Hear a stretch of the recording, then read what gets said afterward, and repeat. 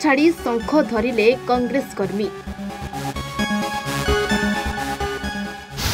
गुमा ब्लॉक रे देखा मिलिबो एबे नुआ चेहरा।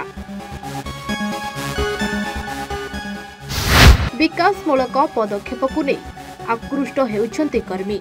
गजपति रे सुदृढ़ हेउछि बिजु जनता दल। साधारण निर्वाचन पाखी आसुथबा बेले गुमा ब्लॉक रे कांग्रेस छाड़ी बीजेडी रे सामिल होइछंती कांग्रेस कैडर।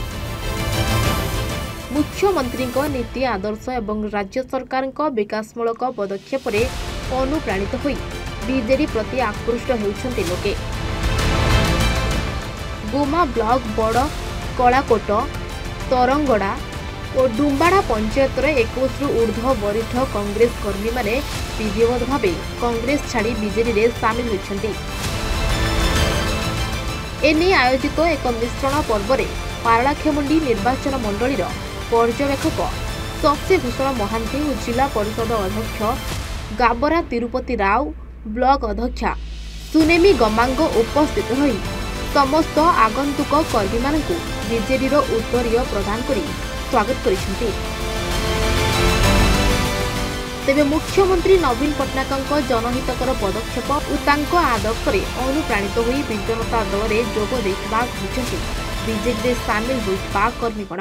पंचायत कड़कड़ा कोटू एटी कांग्रेस थिली तापर बिजु जनता दल भल काम करथिबारु आसती दल मु सामिल हेली। कौन आशा रखी दल सामिल है भल काम करबारु देखली तापर बिजु दल आसती।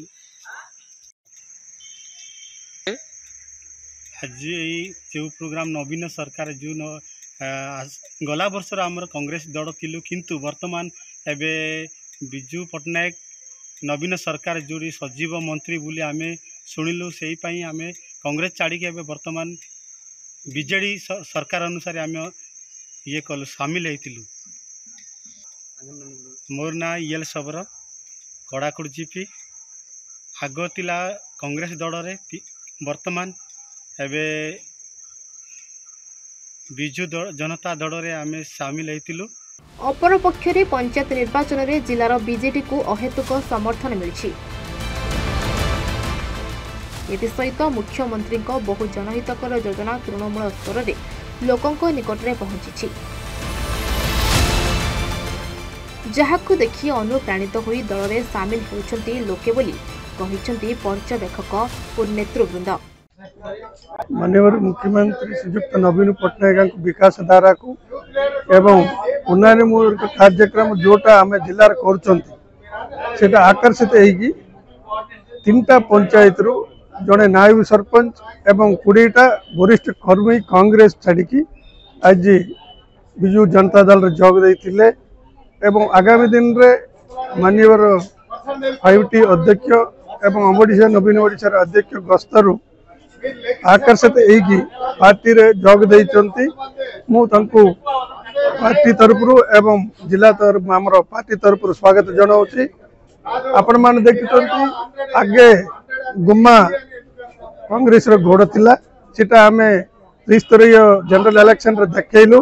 आगामी दिन रे मध्य आमे पूरा गुम्मा एवं 3टा ब्लॉक रे बीजेडी रे दबा देखैबु। ए निर्वाचन रो जितै कि हमर माननीय नवीन पट्टनायक को गुटे गिफ्ट देबा पय प्रयास करतु सेटा हबो।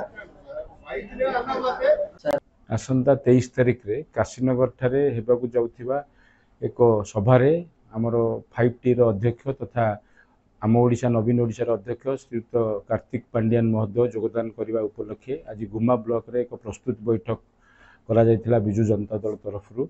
यही प्रस्तुत बैठक रे गुमा ब्लॉक रो 3 गोटी पंचायत रो तथा तरनगढ़ डुम्बड़ा एवं बी कलाकोट पंचायत रो तरनगढ़ रो 14 जन, डुम्बड़ार 3 जन एवं बी कलाकोट पंचायत रो नायब सरपंच समेत 4 जन समुदाय 21 जन कांग्रेस रो वरिष्ठ कर्मकर्ता आज ओडिशार लोकप्रिय मुख्यमंत्री श्रीयुक्त नवीन पट्टनायक आदर्शर अनुप्राणित होई आज कांग्रेस दल त्याग करी बिजु जनता दल योगदान करिसेंती एवं यह एक शुभ संकेत कहले अत्युक्ति हेब नहीं 2024 निर्वाचन पूर्व यह एक बिजु जनता दल पई गुमा ब्लॉक रे हमर यह एक विजय कहले अत्युक्ति हेब नहीं यह दर्शाउछि तुलसी दुई पत्र बासिला भली 2024 निर्वाचन रे बिजु जनता दल गुमा ब्लॉक रे बहुत भोट रे आगुआ रहइबो एते तिले मात्र संदेह नहीं।